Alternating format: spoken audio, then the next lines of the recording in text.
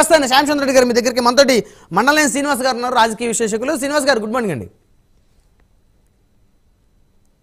ప్యానెల్లో ఉన్న సభ్యులందరికీ prime nine news చూస్తున్నటువంటి వీక్షకులందరూ కూడా గుడ్ మార్నింగ్. శ్రీనివాస్ గారు విన్నారు కదా పాట, విన్న తర్వాత ఏమనిపించింది? సెంటిమెంట్ ఈ పాటలో కనపడతాం. పాటలు వీటన్నిటికంటే కూడా ఈ పాటలో నుండి ఆర్ద్రత నాకు అర్థమైంది. కొంగు చాచి అడుగుతున్నాను అన్నట్టు షర్మిల గారు ఏదైతే విన్నవించుకుంటున్నారో, మన సాంప్రదాయంలో భాగంగా ఆడపడుచు ఇంటికి వస్తే కొంగు చాచి వాయనం ఇస్తారు, డిఫరెంట్ యాక్టివిటీస్ నడుస్తూ ఉంటది. ఈ క్రమంలో ఈ రోజు నిజంగా జరిగినటువంటి పరిణామాలు, షర్మిల గారు ఏ నేపథ్యంలో రాజకీయాల్లోకి వచ్చారు, రాజన్న బిడ్డగా వచ్చి తర్వాత జగనన్నకి అండగా ఉండి ఏ నేపథ్యంలో రాజకీయాలకు వచ్చి రాజకీయాలు ఓనమాలు నేర్చుకుంది జగన్ గారు స్థాపించినటువంటి పార్టీ నుంచే. అయినప్పటికీ జగన్ గారు 16 నెలలు జైల్లో ఉన్న తర్వాత ప్రజల్లో ఒక అండగా, ప్రజల్లో అస్తిత్వాన్ని కోల్పోకుండా కాపాడింది షర్మిల గారు. ఇక్కడ ఒక విషయం చెప్పుకోవాలి, రాజశేఖర రెడ్డి గారు రాజకీయానికి ఉపయోగపడితే ఇనిషియల్ గా ఎదగడానికి షర్మిల గారు దానికి పునాది వేయడానికి అద్భుతంగా ఉపయోగపడ్డారు. ఆ రోజు జగన్మోహన్ రెడ్డి గారు జైల్లో ఉండటం వలన అసలు ఆ రోజు ఆవిడ లేకపోతే పార్టీ పూర్తిగా డైలమాలో పడిపోయిన పరిస్థితి కదా. ఆ రోజున్న పరిస్థితుల్లో పార్టీని పట్టించుకునేవాడే లేడు. పాదయాత్ర చేయకపోయినట్లయితే ఆవిడ అగుంఠిత దీక్షతో ఆ రేంజ్ లో అసలుకి ఒక ఆడపడుచు మన రోడ్ల మీద నడిచి ఎన్ని రకాల జనాల్లోకి వెళ్ళింది. నేను జగనన్న వదిలిన బాణాన్ని అని చెప్పుకుంటూ ఎన్ని రకాలుగా జనాల్లోకి చొచ్చుకుపోయింది.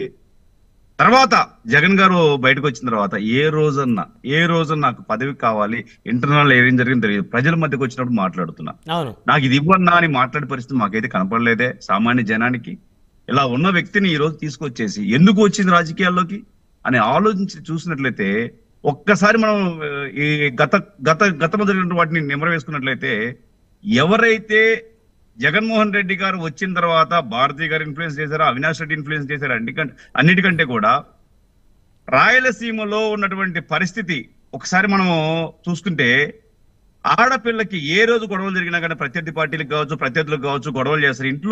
ఇంట్లో అన్నదమ్ముల మధ్య గొడవలు పెద్దగా ఎక్కువ ఉండేవి కాదు, కలిసిమెలిసి ఉండే పరిస్థితి కనపడేది. అదిగా ఈ రెడ్డి సామాజిక వర్గంలో చాలా బలంగా కలిసిమెలిసి ఉండే పరిస్థితి ఉండేది. ప్రత్యర్థుల మీద ప్రతి దాడులు జరుగుతుండే.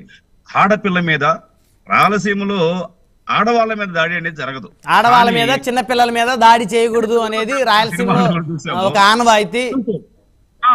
అలాంటిది ఈ రోజు ఇంత పెద్ద ఫ్యామిలీ నుంచి వచ్చినటువంటి ఈ ఇద్దరిలో జగన్మోహన్ రెడ్డి గారు చెల్లిని అనవసరంగా రోడ్డుకి ఇచ్చి ఆయన ఏదైతే రాజకీయ సమాధి కట్టుకోవడానికి ఆరంభం జరిగిందని మన షర్మిల గారి రాజకీయ అరంగేట్రంతో నాకు అర్థమైంది.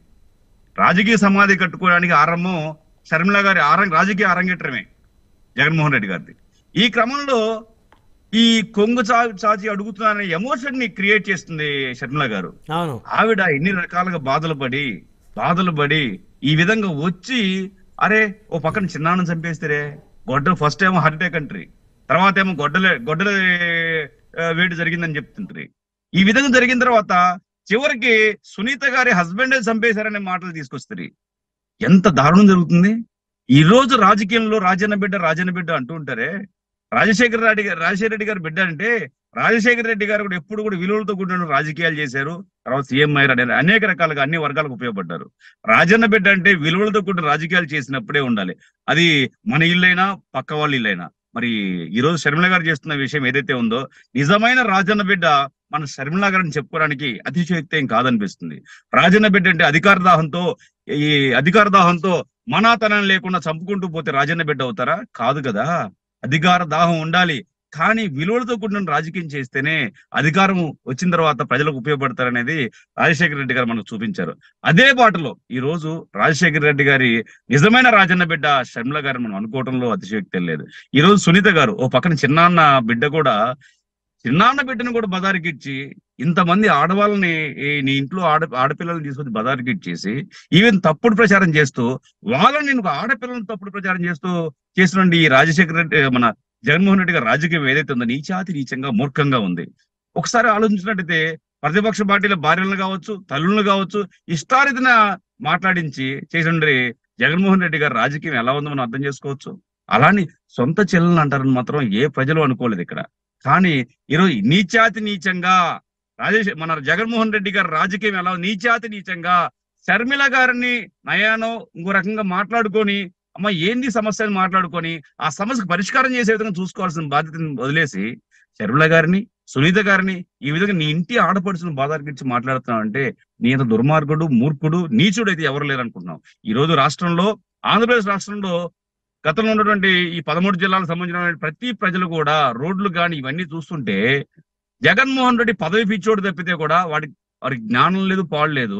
ఈ రోజు ఇంట్లో చెల్లెలను కూడా బజారుకి ఇచ్చేసి నాశనం చేస్తున్నాయంటే ఇంత మూర్ఖుడా మనల్ని ఈ 5 సంవత్సరాలు పరిపాలించిందని ఈ రోజు బలంగా ప్రజలు అనుకుంటున్నారు. ఈ రోజు మేము గోదావరి జిల్లాలో డిస్కస్ చేస్తుంటే వాళ్ళు మాట్లాడుతున్నారు, అమ్మో జగన్ బాబు వద్దు, మాకు జగన్ బాబు వద్దు. కనీసం రాజన్నపేట షర్మిలా కూడా టాపిక్ వచ్చింది మాకు మార్నింగ్ 6:30కి డిస్కస్ చేస్తుంటే, షర్మిలా గారిని కనీసం అవకాశం ఇస్తే బాగుండేది, ఆడబిడ్డ అంత బాగా కష్టపడుతుంది అనే మాటలు అయితే గోదావరి జిల్లా వస్తుంది, కడప జిల్లాలో కాదండి, గోదావరి జిల్లాలో. కానీ ఇప్పుడు ఆవిడ కడప ఎంపీగా పోటీ చేస్తున్నారు కదా కాంగ్రెస్ పార్టీ తరపు నుంచి. మరి ఆవిడకి అక్కడ రాజశేఖర రెడ్డి గారు అభిమానులు ఏ మేరకు సహకరించి ఏ మేరకు మద్దతు ఇచ్చే అవకాశం ఉంటుంది అనుకోవచ్చు శ్రీనివాస్ గారు? రాజశేఖర రెడ్డి గారు అభిమానులు కావచ్చు, న్యూట్రల్ గా ఉన్నటువంటి ఓటర్లు కావచ్చు, ఈ రోజు అవినాష్ రెడ్డిని నరహంతుడు కంటే కూడా రాజన్న బిడ్డ విలువలు కాపాడుతున్నటువంటి మీ రాష్ట్రాన్ని, మీ రాష్ట్రంలో ఉన్నటువంటి కడప జిల్లా ఒక పేరు తెచ్చినటువంటి ఒక ముఖ్యమంత్రి బిడ్డగా ఈ రోజు మీ ముందుకు వచ్చి, మీ ఆడబిడ్డగా, మీ ఆడపడుచుగా ముందుకు వచ్చి ఒక పక్కన హంతకుడు, ఒక పక్కన విలువలు కాపాడేటటువంటి రాజన్న బిడ్డగా మీ ముందుకు కొంగు చాపి అడుగుతున్నప్పుడు